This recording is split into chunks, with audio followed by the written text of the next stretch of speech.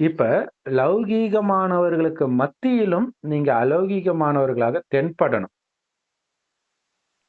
அவ்யக்த பரிஸ்தாவாக தெரியணுன்றார். பலருக்கு இல்ல, இல்ல 1000 பேருக்கு இடையில கூட ஒரு தேவதையாக தெரியணுன்றார்.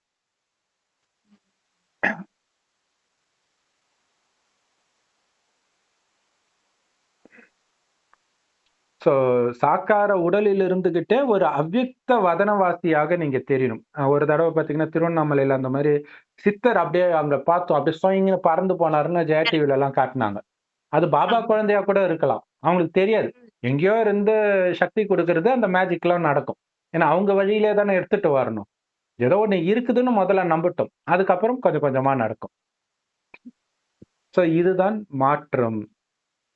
ஆரம்பத்துல ஆ பிறருடைய வைப்ரேஷன் துணையின்